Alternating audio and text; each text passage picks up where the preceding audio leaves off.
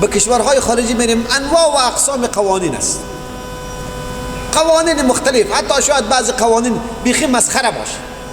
در کشور هندوستان همین گو به نظر اون مردم مقدس است و این اطاعت عبادت میکنند و اگر در یک سرک و خیابانی گو به اصطلاح ما و شما خو میشه، باز کسی حق نداره بازو بوق بزنه، میگه به او بیادبی شو.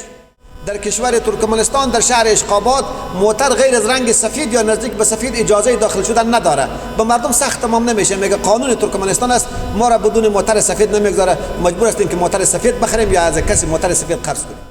ولی اگر یک دفعه محتسب بگویه که شما برای مثال ریش بگذارید، میگه چرا برای ما میگه ریش بگذارید؟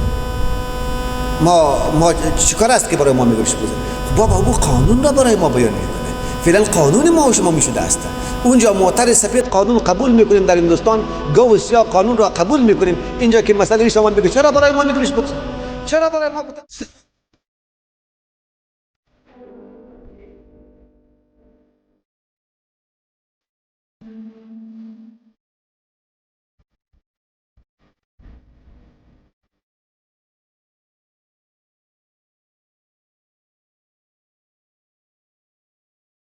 به کشورهای خارجی میریم، انواع و اقسام قوانین است، قوانین مختلف، حتی شاید بعضی قوانین بیخی مسخره باشه.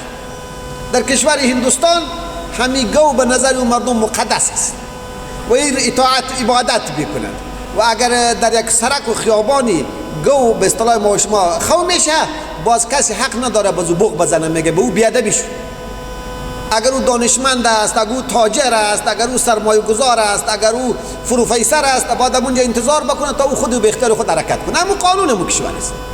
حالا اگر ما میریم برای تداوی، اگر شیخ الحدیث هستیم، اگر سرمایه گذار هستیم، اگر دانشمند هستیم، همون رعایت میکنیم.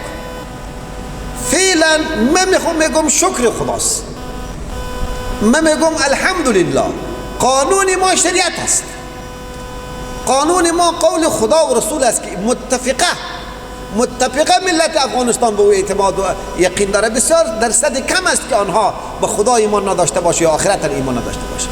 حالا اگر در باب قوانین محتسبین برای ما میگه کنان قانون شریعت را رعایت کن، این بر سر ما خیلی تمام نشود.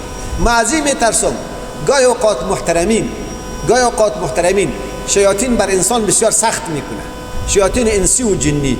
برای مثال اگر یک حاجی صاحب را بگویی موتر تو لیسانس نداره، این موتر تو تا گرفتن لیسانس بیرون شو یا باید برای موتر خود لیسانس بگیری، برای خیلی سخت تمام نمیشه.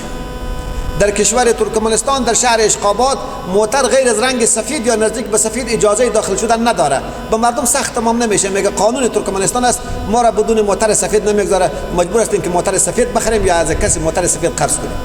ولی اگر یک دفعه محتسب بگویه که شما برای مثال ریش بگذارید، میگه چرا برای ما میگه ریش بگذارید؟ ما چیکار است که برای ما میگه ریش بگذارید؟ بابا او قانون را برای ما بیان میکنه، فعلا قانون ما و شما میشده است. اونجا موتر سفید قانون قبول میکنیم، در هندوستان گو سیاه قانون را قبول میکنیم، اینجا که مسئله ریش ما میگه چرا برای ما میگه ریش بگذار؟ چرا برای ما گفتم مندیل بگذار؟ ما در این مسئله از محتسبین امر بالمعروف و علمای کرام و مفتی صاحبا هم از طریق آلات به بسیار جدیت میخواهیم که عزت ملت افغانستان، حرمت ملت افغانستان، عزت تاجر، عزت سرمایه‌دار، عزت دکتر، عزت استاد پوهنتون، عزت محصل پوهنتون، عزت هر ولو یک افغان بزگر است.